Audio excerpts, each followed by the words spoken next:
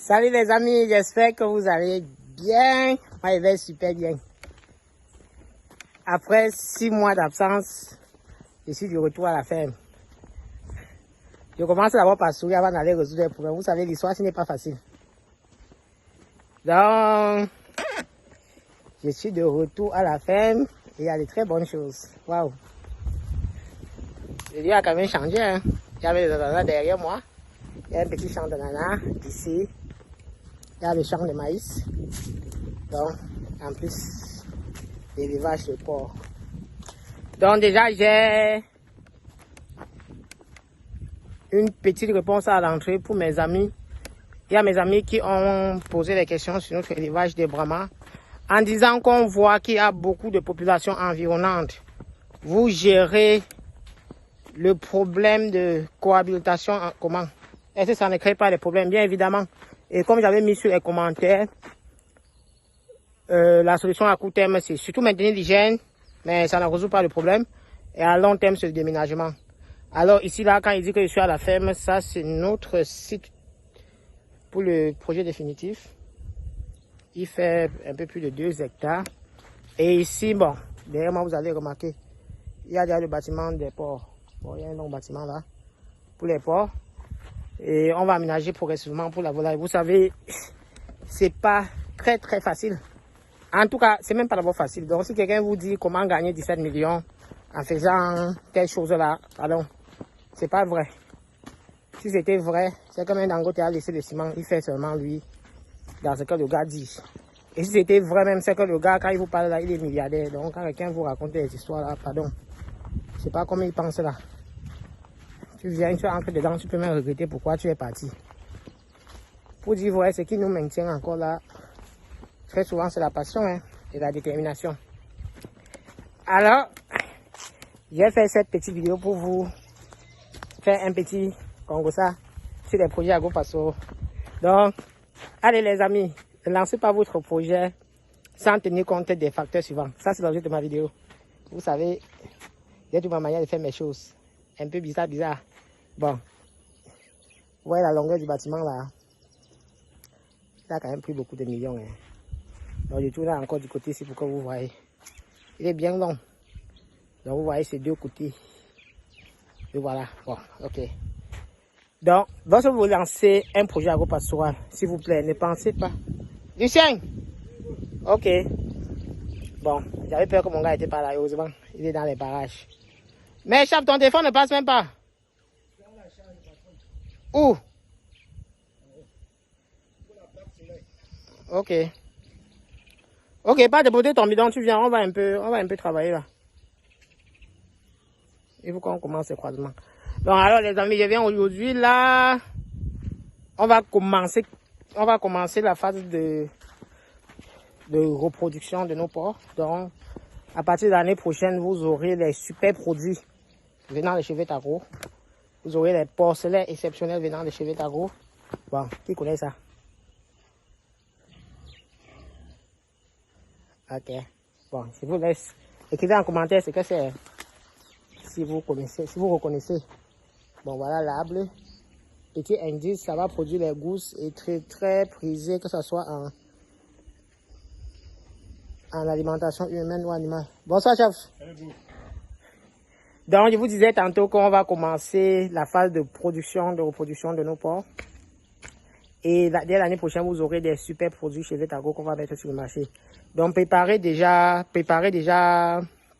vos porte-monnaies pour ceux qui souhaitent se lancer dans l'élevage de porc. On vous servira l'année prochaine. Alors, j'ai fait cette petite vidéo pour vous parler des éléments à prendre en considération si vous voulez lancer un projet agro-pastoral. Ne pensez pas que vous allez réinventer la roue. Lorsque vous venez lancer un projet, tenez compte de l'environnement dans lequel vous allez lancer votre projet. Je vais vous prendre un exemple très simple dans le domaine agro-pastoral. Tenez compte des habitudes alimentaires. Vous ne pouvez pas partir dans un environnement où on ne consomme pas un produit et vous dites que non, vous allez produire, que vous allez mettre sur pied un projet destiné à la mise sur le marché de ce produit-là. Et comme prétexte que vous allez pousser les gens à s'intéresser aux produits, donc à changer leurs habitudes alimentaires pour consommer le produit que vous mettez sur le marché. Ça là, c'est pas vrai. Et vous devez retenir une fois pour toutes, une entreprise sans les ventes va mourir. Donc, le premier élément fondamental qui assure la pérennité d'une entreprise, c'est la vente. C'est quand tu fais le chiffre que tu espères survivre dans le temps.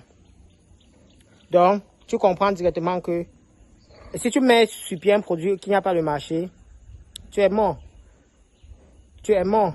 Et jusqu'à preuve du contraire, si je prends le cas de la filière agro-pastorale, les premiers aliments qu'on consomme au monde, si on prend les céréales, il y a le riz, il y a le maïs. Après, tu vas voir le soja, tu vas voir l'arachide. Maintenant, si tu viens, tu dis que, ok, comme les Camerounais consomment que le maïs là, le maïs est cher sur le marché, j'apporte un produit de substitution. Tu peux apporter un produit de substitution magnifique qui marche peut-être en Algérie ou au Togo. Mais que chez les Camerounais, c'est le maïs qu'ils consomment. Ici, à la ferme, j'ai les gars du Nord. Les gars sont catégoriques avec la consommation du maïs et du couscous. Tu viens, tu sèmes les plantains, tu dis au gars qu'entretenez les plantains, vous allez consommer cela. Le gars te dit que non, le plantain le concipe, il ne peut pas consommer le plantain. Ce qu'il attend de toi, c'est son maïs. Donc voilà, par exemple, quelqu'un que tu viens, tu mets un projet, tu implantes ton projet là. Production de 100 hectares de plantains. Tu dis que ouais, il y a que la sécheresse à faire d'abord que le maïs, on ne produit plus bien le maïs. Donc je vais vendre ça au gars du Nord. Et le gars est à côté, il dit que mais celui-ci il est en train de faire quoi? Il veut me tuer. Que ça, c'est un gars qui veut déjà m'éliminer. Moi, c'est mon couscous que je consomme. Et c'est la même chose aujourd'hui. Regardez le niveau de consommation de riz en Afrique. Si au lieu de stimuler la production du riz, c'est comment mon ami? Ça va? Il y a quelqu'un, viens te porter. Voilà, il y a quelqu'un qui vous salue. Hein.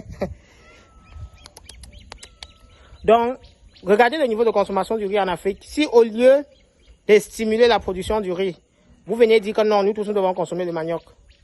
Mais, bien évidemment, on consomme déjà beaucoup de manioc. Mais il y a les gens qui ne consommeront jamais le manioc. Eux, c'est le riz. Donc, quand tu lui dis que bon, son riz sauté, son risotto qu'il consommait chaque jour là, il va désormais consommer que la farine de manioc. Il va dire que c'est très beau.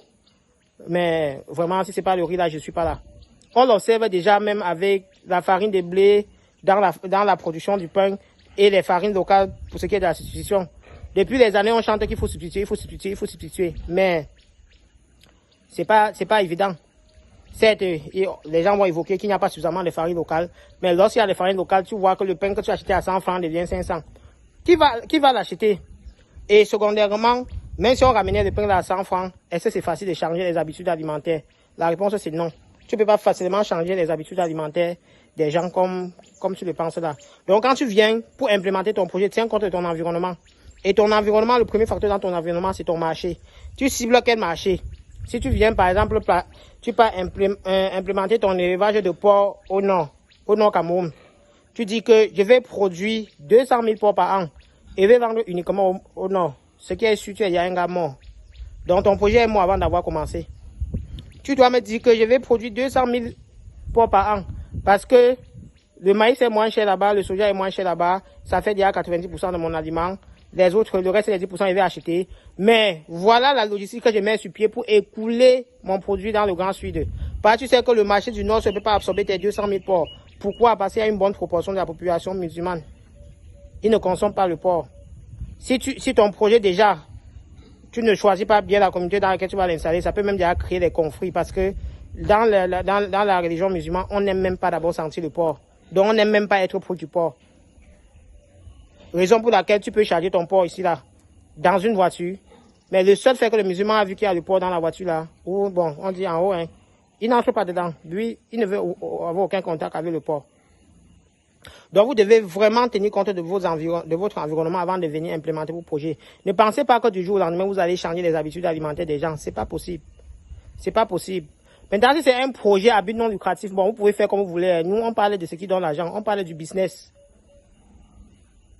Donc, si tu veux lancer ton projet pour l'argent, tu dois tenir compte de ton environnement. Qui va consommer ton produit? Est-ce qu'on consomme ce produit dans l'environnement là? Si la réponse est non, tu arrêtes. Si c'est oui, tu peux y aller. Il n'y a pas de souci. Alors, les amis, ce n'est que ça que je voulais partager avec vous dans cette petite vidéo. J'espère que ça vous a plu.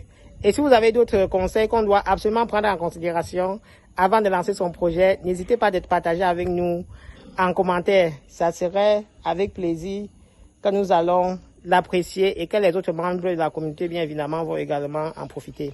Ciao!